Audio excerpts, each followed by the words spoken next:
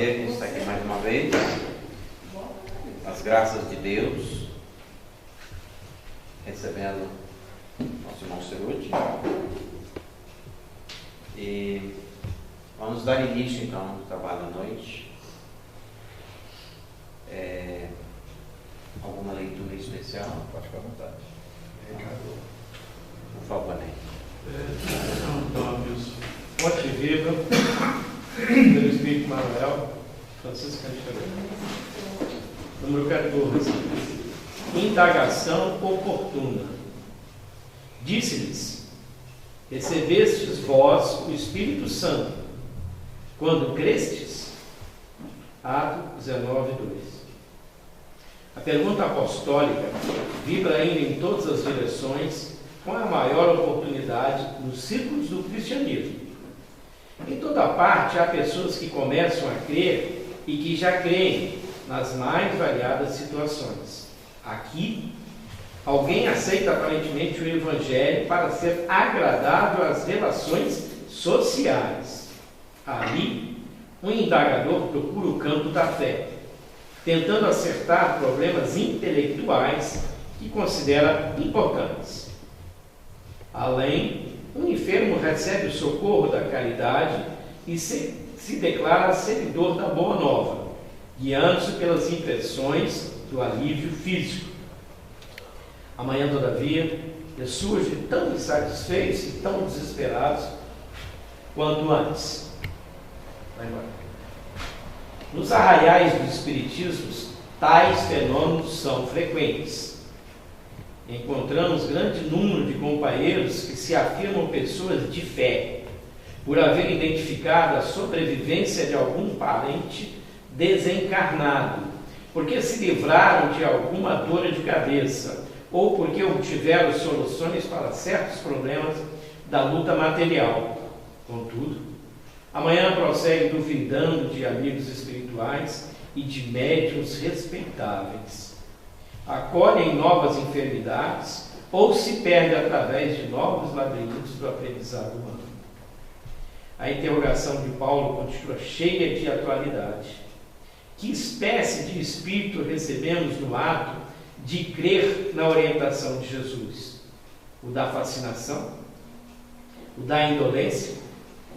O da pesquisa inútil?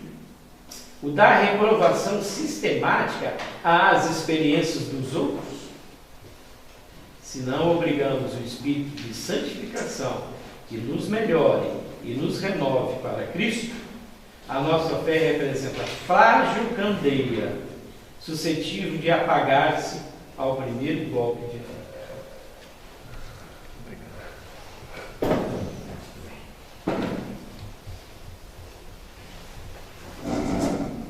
Senhor Deus, nosso Pai, Pai de misericórdia e bondade, queremos, antes de qualquer coisa, te agradecer por nos ter criado, simples e ignorantes, nos dado a oportunidade de crescer, de evoluir, a inteligência, o livre-arbítrio, essa bênção, e de termos escolhido, dentro do nosso entendimento, da nossa capacidade, estarmos aqui hoje, na tentativa de crescer um pouco mais, de aprimorar nosso conhecimento. Muito obrigado, Senhor.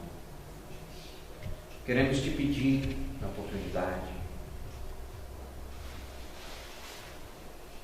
que abençoe a cada um de nós, dando-nos a capacidade de entender bem o que vamos ouvir nessa noite. Abra os canais do entendimento de cada um aqui presente, nos dois planos de vida, para bebermos os ensinamentos que serão passados. Ilumine o palestrante da noite, para que ele encontre as palavras certas que precisamos. E dê-nos a coragem, a força, para no dia a dia colocarmos em prática cada ensinamento colhido aqui.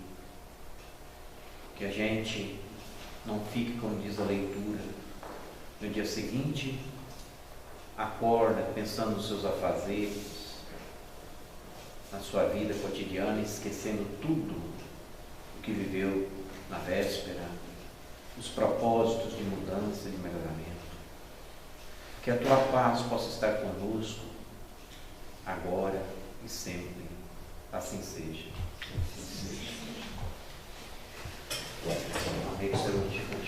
Obrigado. Mais uma vez, boa noite a todos. Que o Mestre Jesus nos abençoe, como sempre, nessa noite de estudo e reflexões. O que a gente vai estar conversando hoje aqui, a gente não vai falar nada que a gente já não tenha falado aqui, nada diferente. Como sempre a gente fala, a gente não vai ensinar nada, a não ser despertar em nós algumas coisas, buscar esse despertamento, para que a gente possa nos tornarmos melhores, e principalmente a leitura preparatória é muito própria para o estudo, que apesar do tema da palestra ser parábola do amigo importuno, ela vai falar exatamente sobre fé. É uma palestra que ela foca de forma muito forte a questão da fé que nós temos. E a leitura falou exatamente disso. Vós que recebeste o Espírito Santo, e agora? O que a gente faz com essa fé? A gente recebe tanta coisa e a gente não tem fé. Eu sempre elogio muito os nossos irmãos evangélicos, principalmente, porque o católico é muito parecido com a gente, a fé é muito raciocinada, e com isso a gente acaba tendo menos fé. Eu gosto muito dos irmãos evangélicos naquela máxima que eles falam, que Deus proverá. Eles acreditam efetivamente, têm a certeza e têm a fé e dedicam a vida toda nessa certeza que eles têm. Uma certeza irracional, uma certeza cega, mas fé.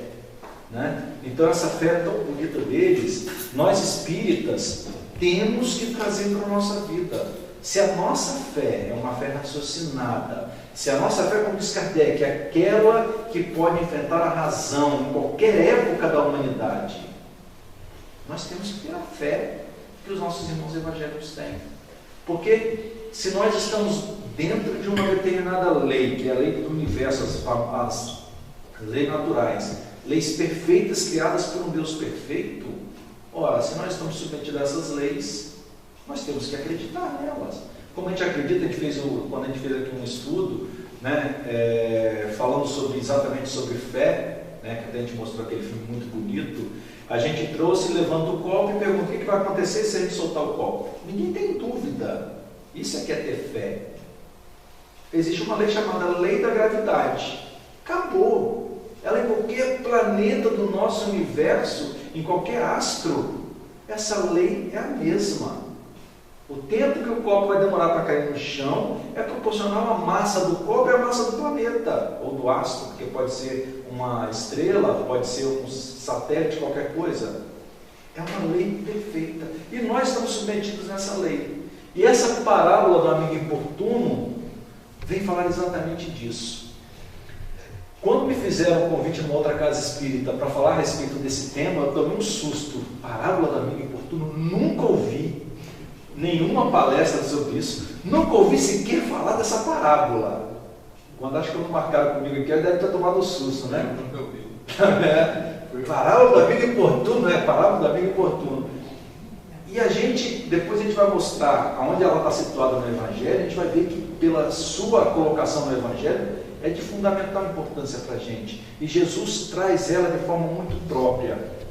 E ela vai falar exatamente, começando uma afirmativa, a gente vai encontrar a análise e o destaque dessa parábola no livro Parábolas Evangélicas de Rodolfo Calegares. E ele analisando essa parábola, ele vai fazer essa seguinte afirmativa para a gente: aqui mesmo na terra, se recorrermos a um amigo, quando tenhamos necessidade de um favor, haveremos de o conseguir. Com base nas afirmativas de Jesus, ele traz para a gente essa assertiva.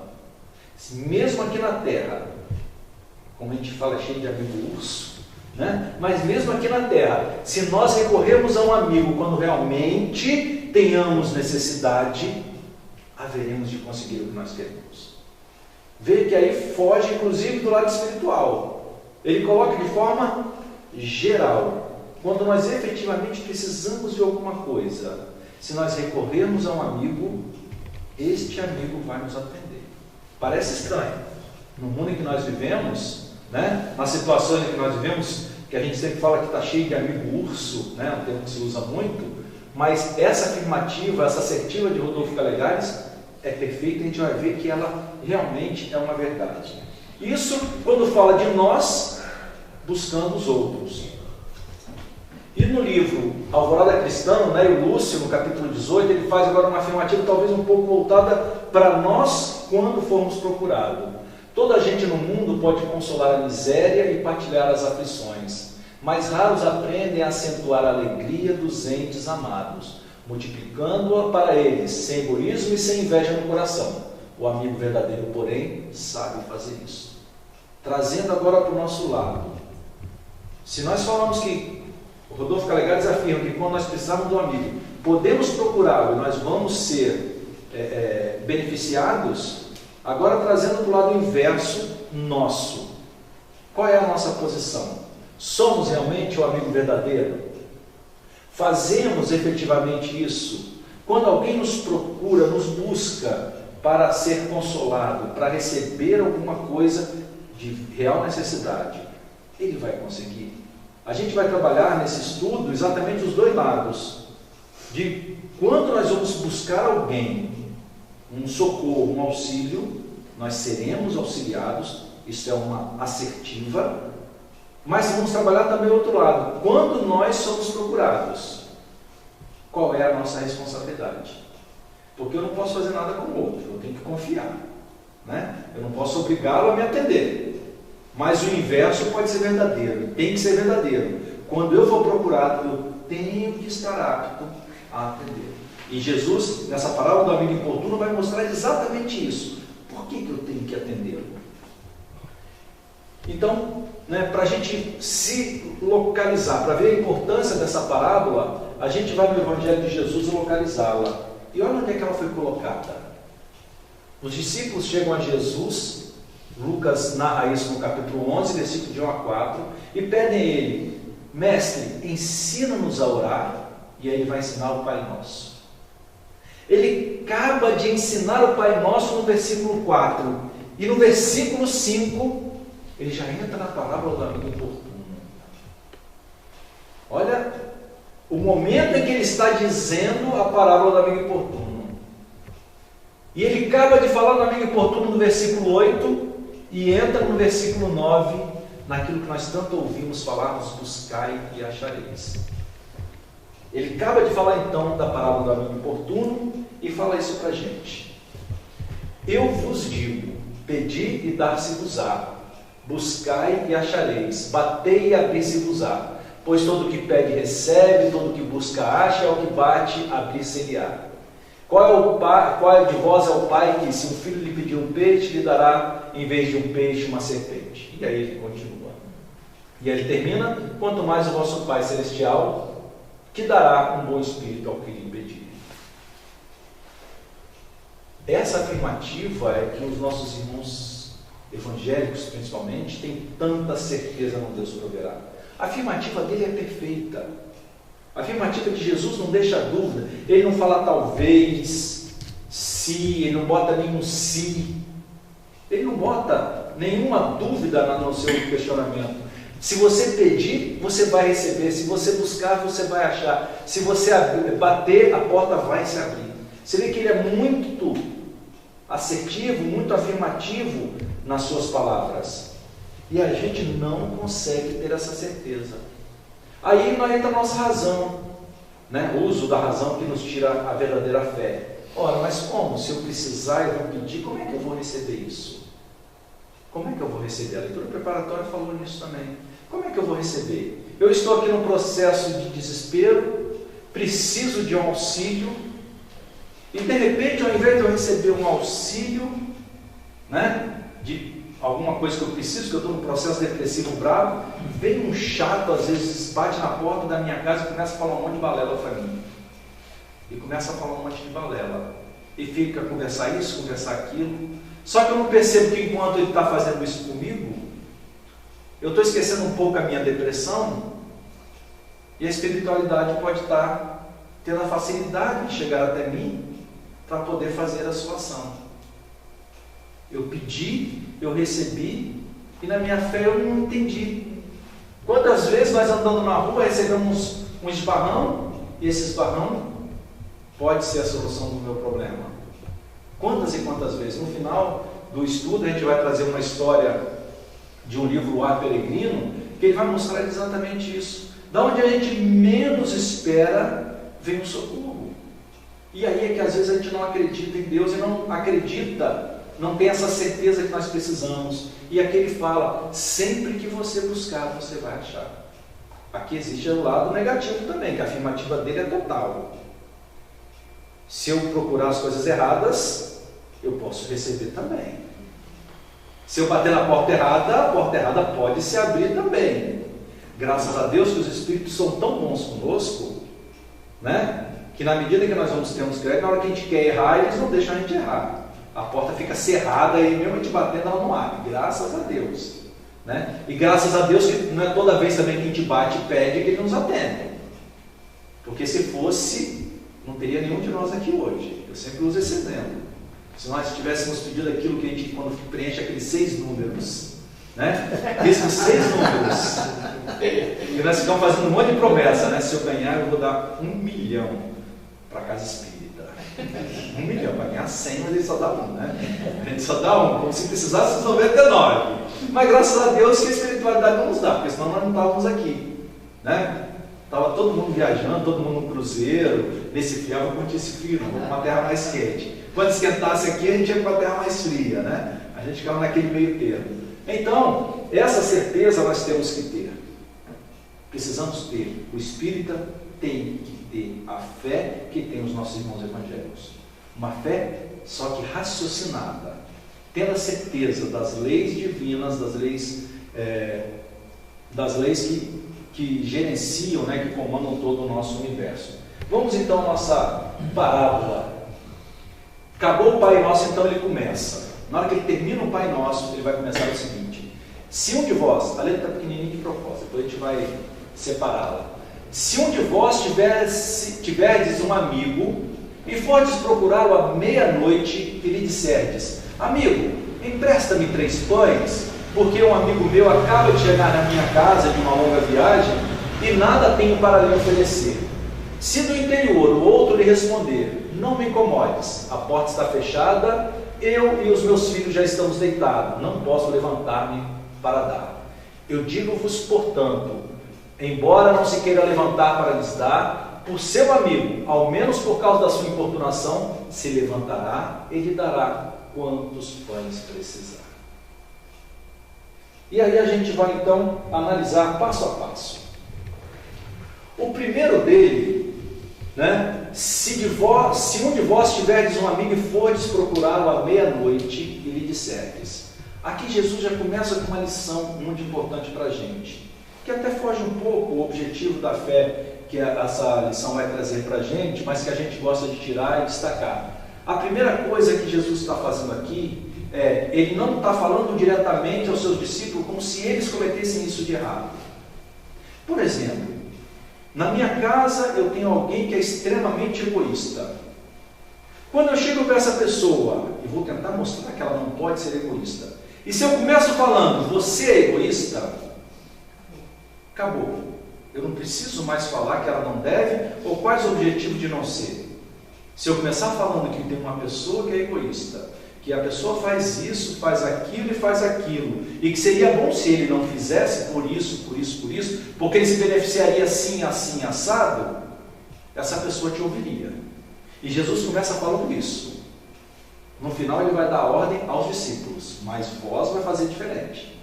Mas no início ele começa falando: se um de vós tiverdes um amigo, e você então for procurá-lo à meia-noite, ou seja, eu não estou falando que você faz a coisa errada, estou falando que é ele que faz a coisa errada. Ele é que não vai te atender à meia-noite. Então, se um de vós tiverdes um amigo e fordes procurá-lo à meia-noite, ele disserdes: amigo, empresta-me 3 pães, porque um amigo meu acaba de chegar à minha casa de uma viagem e nada tenho para lhe oferecer. Observem que aqui entra um segundo exemplo.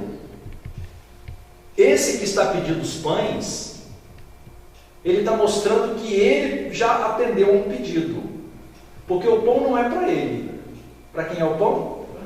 para o amigo que foi na sua casa, e o que ele fez na sua casa? Recebeu o amigo ou bateu a porta na cara dele? Recebeu o amigo. E além de receber o amigo, o que ele faz? Ele podia ter falado: ih, cara, não adianta, você veio aqui em casa, mas não adianta, porque não tem nada para você, procure em outra casa. Não, fica aqui na minha casa, espera aqui na minha casa, que eu vou atrás do pão para você. Então, é esse amigo que vai então buscar o pão. Outro detalhe importante nessa parábola que Jesus traz: qual é o horário que ele está indo? Meia-noite. Legal, né? Um horário perfeito, um horário que todos nós estamos à plena disposição para atender os outros. Tranquilo. E hoje em dia, lá em Vitória, né, em Vila Velha, é comum hoje, quando o telefone toca à meia-noite, a gente sabe que é alguém pedindo para a gente ir lá tirar ele da Blitz, pegar o carro na Blitz. Isso hoje é padrão. Lá em casa, então, que eu tenho um filho de 20 anos, isso é toda hora, né? O pessoal chamando ele: vem cá, vem aqui, total ponto, eu parei na Blitz, tem alguém que tem que tirar o carro, vem aqui para tirar o carro. Né? Isso aqui acaba acontecendo, e vai acontecer muito, mas olhem o horário.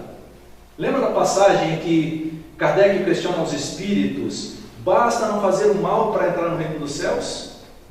Aí os espíritos respondem: não, é necessário fazer a caridade, também não é só isso, no limite de suas forças. Meia-noite não é no limite das forças? Olha a afirmativa de Jesus, a colocação de Jesus com isso. Então, não é quando o amigo for procurar a qualquer hora, não. É no extremo, naquela hora que você, poxa, mas aí ele vai responder então. E o amigo vai responder: não me incomode, a porta já está fechada, meus filhos já estão dormindo, nós já estamos deitados, não posso me levantar para almoçar. Jesus podia ter falado direto para os discípulos, não podia? Não era para eles que ele estava falando? Não é para a gente que ele está falando ou não é? Não sei se aqui em Domingos Martins é assim, porque às vezes o povo aqui em Domingos Martins é mais amigável, é mais unido. Lá embaixo, lá em Vitória e Vila Velha, já não é assim. Lá, se bater a nossa porta meia-noite, a gente nem atende, faz de conta que está dormindo, se for bobear, ainda vai lá e desliga a campainha, né? Mas você vê que a afirmativa de Jesus: não me incomodes, a porta está fechada e eu e meus filhos já estamos deitados, não posso levantar-me para dar. E aí Jesus vai então falar agora diretamente aos seus discípulos: digo-vos, embora não se queira levantar para lhes dar, por seu amigo, ao menos por causa da sua importunação se levantará e lhe dará quantos pães precisar. Aqui ele já foi direto, então agora vocês vão fazer isso. Para vocês a ordem então é bem clara: digo-vos, se alguém bater, não é porque você quer, não é porque eu sou bonzinho, não precisa, segue a ordem do seu mestre, levanta pela importunação mesmo, pela injeção de saco daquele cara que foi lá e te pediu isso. Ah, mas eu não gosto dele, não te interessa, vai lá e faça, é uma ordem, pela sua importunação. Por isso que o nome é o amigo importuno, é aquele amigo chato, é aquela pessoa que vem me pedir, porque se é, por exemplo, quando, usando o exemplo lá de, que a gente falou da meia-noite, né, nas blitz da vida, meia-noite, 1h, 2h da manhã, né? Quando toca o telefone, normalmente quem ligou para a gente é um amigo, é um familiar, é um parente bem próximo, né? Aquela pessoa que a gente gosta. Aí a gente levanta, resmungando um pouco, mas levanta. Mas aquele fala que não. É aquele cara que me viu uma vez, por algum motivo ele tem o meu telefone, pegaram ele na blitz, ele vai pegar o celular e vai ligar para mim, a 1h da manhã. Eu vou estranhar, vou achar que alguém morreu, né? Porque normalmente é telefone de madrugada, a gente sempre pensa isso, alguém morreu. Vou atender e vou falar: não, eu vou. Só porque você foi tão importuno, Jesus manda fazer isso. Eu sou cristão, então eu vou fazer isso. A ordem de Jesus não deixa dúvida para a gente. E aí a gente tem que começar a pensar algumas coisas em cima dessa afirmativa dele. A gente falou dessa fé que nós temos que ter. Aí nós temos que começar a pensar: por que será que essa pessoa veio bater na minha porta? Por que será que essa pessoa lembrou-se justamente de mim para pedir esse favor? Já pensou quantas pessoas ele podia ter lembrado? Quantas pessoas aquela pessoa podia ter lembrado, mas escolheu justamente a mim? E às vezes eu não penso nisso. Por que ele lembrou de mim? Por que logo a mim é que ele foi escolher? Ele viu em mim, ele sabe que eu tenho alguma virtude que às vezes eu mesmo não conheço em mim.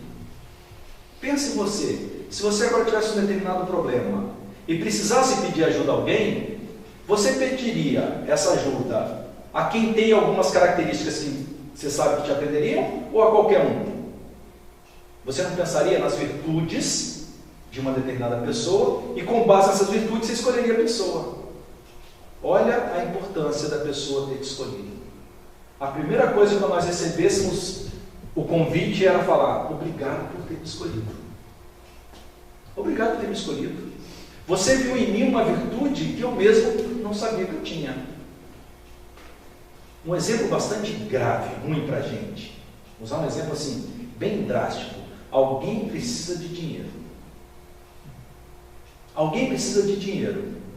E lembra exatamente da pessoa A, daquela pessoa.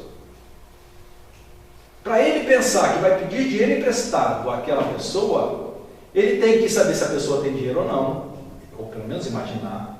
Tem que saber se a pessoa é capaz de se desapegar daquele dinheiro. Ele pensa num monte de características da pessoa. E aí ele vai decidir se ele pede ou se não pede àquela pessoa. Ou seja, ele tem que ver se aquela pessoa tem determinadas características para isso. Da mesma forma, nós, quando formos escolhidos para qualquer tarefa, ele tem que ver em nós virtudes para poder pedir. Quantas virtudes nós não sabemos que nós temos? Quantas virtudes que nós desconhecemos? Não podemos esquecer que nós não nascemos do ventre da nossa mãe. Quem nasceu foi o nosso corpo. Mas nós já temos toda uma história de caminhada. E aí nós temos que pensar que quando alguém está num processo de socorro, de necessidade de socorro, ele vai ser intuído pelos Espíritos. Esquecemos disso. Nós não falamos ali no início, quando nós temos fé e pedimos um socorro, a espiritualidade sempre vem em socorro, Jesus sempre vem no nosso socorro, mas ele não vai vir, não é ele que vai se materializar. Não é o seu anjo da guarda que vai se materializar. O que ele vai ter que fazer? Te inspirar, te intuir de alguma coisa. E aí ele fala para você no seu ouvido: lembra de fulano? Pede ajuda a fulano. Pede ajuda. Ah, mas aí eu penso, mas eu acho que ele não vai me atender isso. Ele é assim, assim, assado. Mas aí fica aquele negócio martelando: liga para fulano, liga para fulano, liga para fulano. A gente pega o telefone e liga pedindo socorro. Eu às vezes não conhecia a virtude que eu tinha, mas o Espírito, o anjo da guarda dele, me conhece de longa data. E ele sabe que eu tenho uma virtude que naquele momento vai ser útil para aquele rapaz, para aquela pessoa. E aí aquela pessoa vai ser socorrida. O importante sempre, se nós tivermos fé efetivamente, é atender os chamados. Precisamos. Vamos agora inverter o processo. Quando eu preciso do socorro? Quando eu preciso do socorro? Nesse exemplo que eu dei, quantas vezes me vem ideias na cabeça e eu não coloco em prática? Ah, não, mas não adianta ligar para fulano. Liga. E quantas vezes a gente vai na primeira vez, não faz, tenta alguém, não é atendido, tenta o segundo, não é atendido, e aí a gente acaba tentando aquela pessoa que foi a primeira que veio na cabeça, e aí nós somos atendidos. Numa determinada ocasião, né, foi muito interessante. Eu estava em Belo Horizonte a trabalho, numa reunião da empresa, aí fomos para o aeroporto para vir embora, numa sexta-feira à noite. Meu voo era o último da turma toda que estava lá, meu voo era o último. E foi todo mundo embora, meu voo só saía lá pelas 11 horas, 10 horas da noite, alguma coisa assim. Quando deu 9h30, os conhecidos não tinham mais ninguém no aeroporto, todo mundo foi embora, e aí caiu aquela água, aquela chuva, né? E o aeroporto interditado. O aeroporto só iria abrir no dia seguinte, só no dia seguinte. Meu voo era só sentar, dormir ali, né? E, bom, falei, beleza, vou pegar as coisas. É o seguinte, vou pegar um táxi, né? Liguei para a rodoviária, tinha ônibus, ia sair normal. Falei, tranquilo, 11 horas saiu o ônibus de lá, 7 horas da manhã tudo de casa. Liguei para o aeroporto, para a rodoviária, tinha ônibus? Tinha, beleza. Lá vou eu. Chego no guichê dos táxis, passo o meu carro para pagar o táxi, cartão com problema na taxa. Falei, bom, pode ser a maquininha. Fui no do lado, na empresa de táxi do lado, cartão com problema na taxa magnética. Olhei o bolso, era o valor certinho da passagem de ônibus. Dava certinho o valor da passagem, o cartão no passado. Falei, e agora, o que eu faço? Fui para frente da rodoviária, olhar. Aí parou um táxi. Falei, agora vai para casa de pau, né? Veio, falei, bom, vamos lá. Cheguei para o taxista, falei, cara, meu amigo, olha, estou com essa situação, o dinheiro dá certinho para comprar a passagem de ônibus, o aeroporto está fechado, e eu preciso chegar na rodoviária. Não tenho mais o que fazer. Amanhã eu boto o dinheiro na sua conta, não tem problema, mas eu preciso chegar em casa. Aí ele olhou para mim e riu e falou assim, isso aconteceu comigo também, entra no táxi, meu ponto é na rodoviária.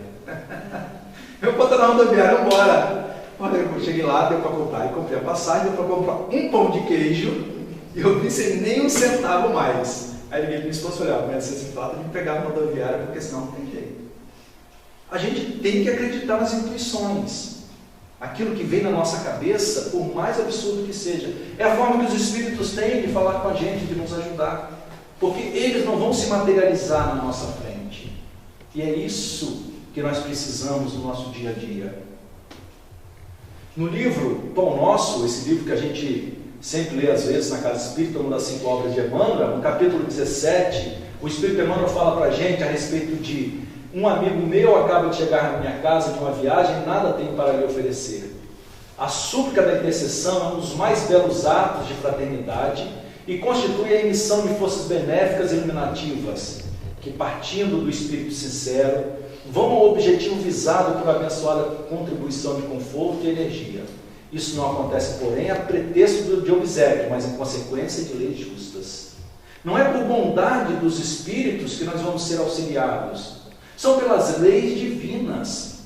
Nós somos muito credores. A gente sempre fala que o espírita é muito humilde. Como a gente fala muito na doutrina que temos que ser humildes, né?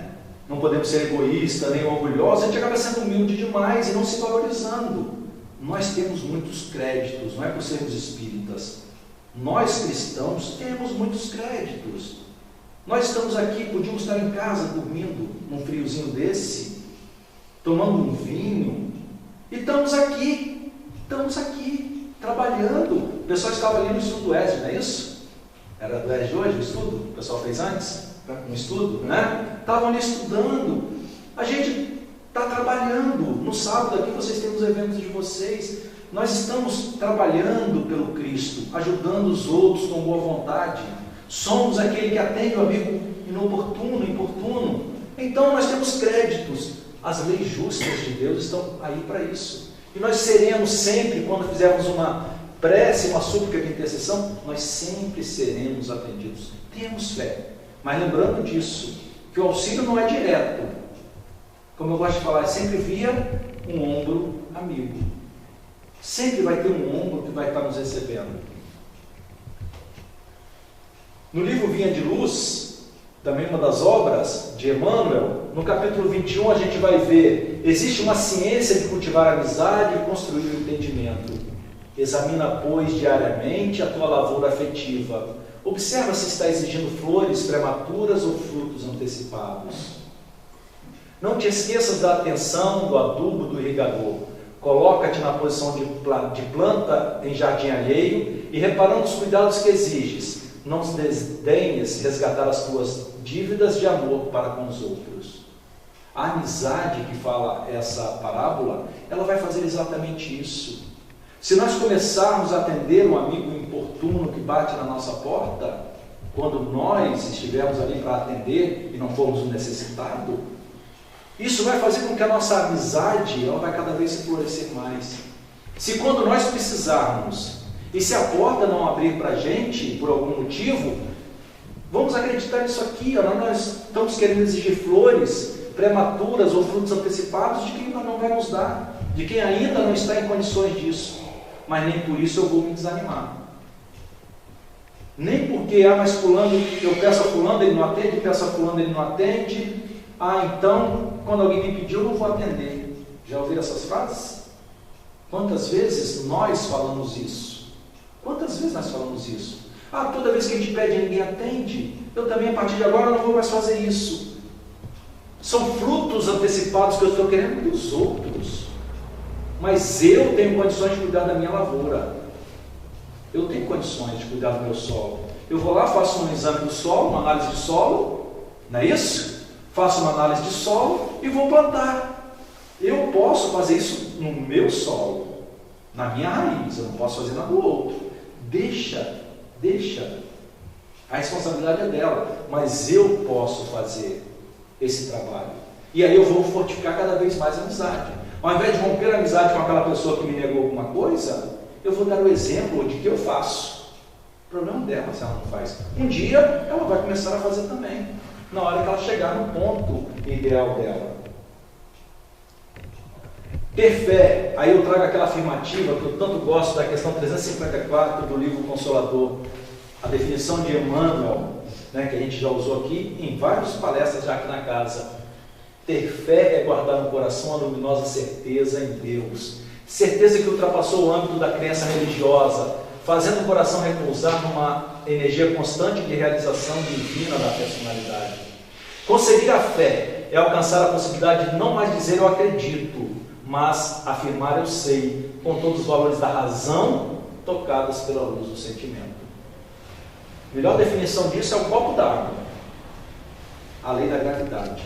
Emmanuel é perfeito nesse conceito. Não existe um conceito de fé em nenhum livro que eu conheça, que eu já tenha ouvido falar, uma definição melhor de fé do que essa. Para mim ela é perfeita. E isso, se tem uma coisa que eu consegui aprender nessa encarnação, foi esse conceito. Já foi várias vezes eu fui testado e essa fé eu tenho. Graças a Deus essa fé eu consegui alcançar. A certeza absoluta de que nós estamos regidos por leis perfeitas e que tudo que acontece em nossas vidas estão aí dentro. E aí a gente vai trazer a história que está nesse livro O Ar Peregrino, de Wilson Frangilo Júnior, lá de São Paulo.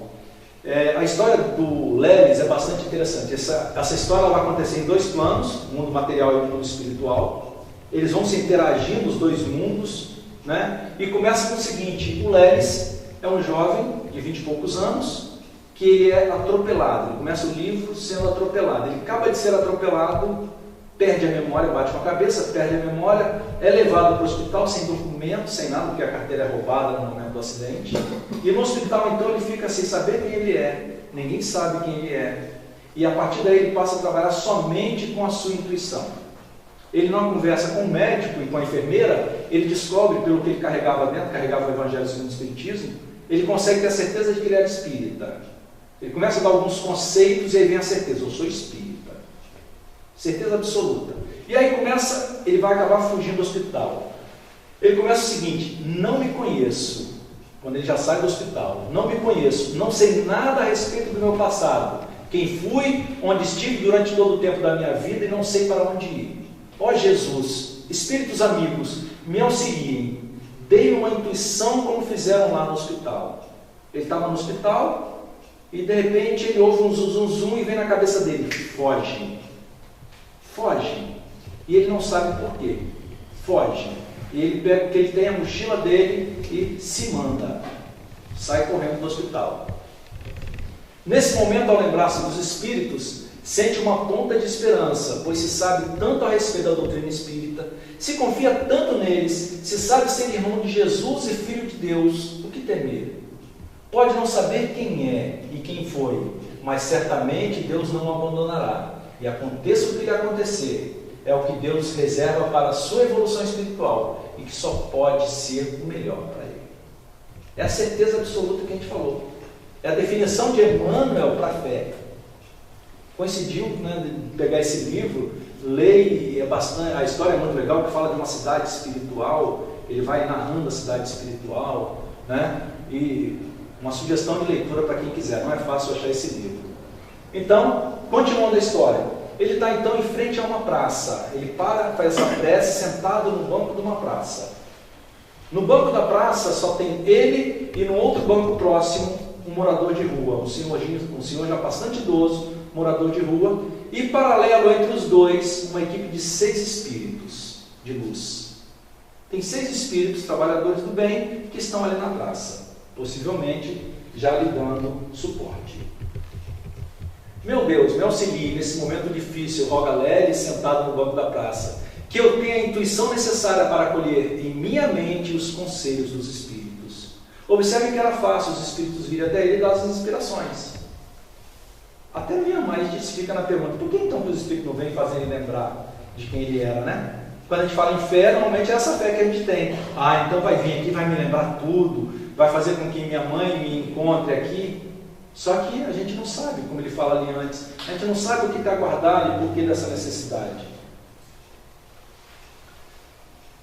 A partir dessa rogativa, então, os 6 espíritos aproximam-se do velho, daquele morador de rua, e o envolvem com suas energias e com o exercício firme da intuição, a fim de que ele se dirija até o banco da praça, onde Leles se encontra sentado.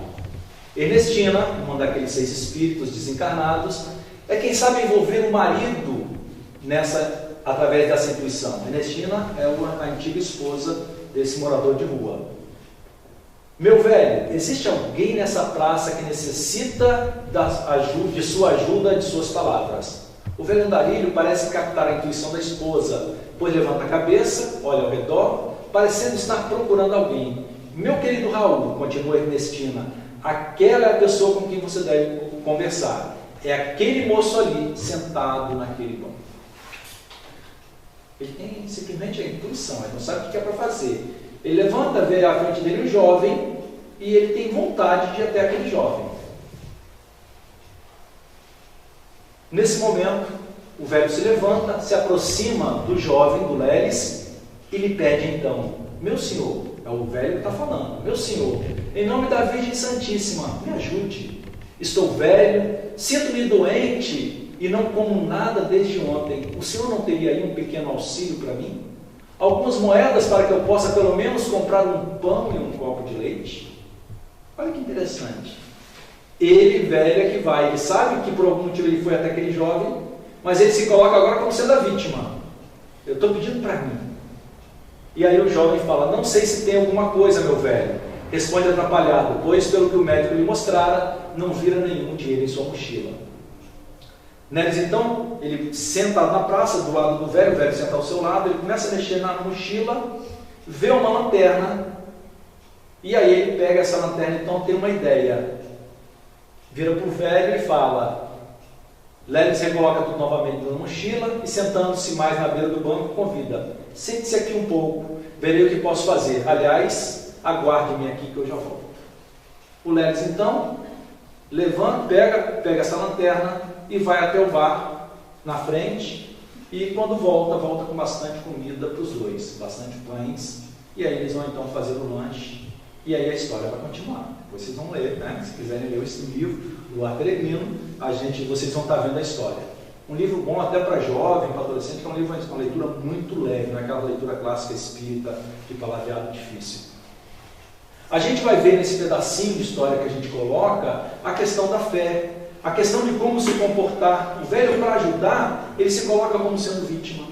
A boa disposição do Leles também ajudar. Imagina, você está ali, desmiolado, sem saber quem é, ainda vem um mendigo de rua te pedir comida. Todos nós ficaríamos numa boa. Como Leles, bom, meu irmão, vamos, vou arrumar comida para você. Olha a disposição, não foi à meia-noite? Não é? No limiar das forças, como dizem os Espíritos. Ele está cedendo de si no limiar de suas forças, tanto um como o outro. Todos os dois estão no limiar de suas forças, no limiar de suas energias, atendendo aquilo que eles acreditam que é verdadeiro. E é graças a essa lanterna que ele vai ser encontrado posteriormente. O nome Luar Peregrino é o apelido, como ele não sabe o nome dele, que nós estamos falando do Leles. Só que ele não sabe o nome. O nome dele, a partir desse momento, passa a ser Luar Peregrino. Porque como ele não sabe para onde ele vai, não sabe quem ele é, o velho dá uma diretriz para ele: siga nessa direção, sem saber porquê também, siga sempre nessa direção, sempre para o norte. E como a noite estava muito bonita, um luar muito grande, o velho dá o nome então, Luar Peregrino. O nome passa a ser o nome do jovem a partir daí, então, até ele ser encontrado novamente. Então, a gente vai ver essas características que a espiritualidade usa para nos atender. Por isso que nós temos que ter a certeza: a espiritualidade sempre está ao nosso lado para nos ajudar, sempre. E sempre que nós precisarmos bater na porta de um amigo, nós sempre seremos atendidos. Acreditemos nisso. Tudo que nós pedirmos, nós receberemos. Tudo. Tudo. Não tem talvez. Se for para o nosso bem, se for necessário para nós, tenha certeza, você irá receber. Você será contemplado pela espiritualidade. Mas é necessário que eu tenha efetivamente a certeza disso.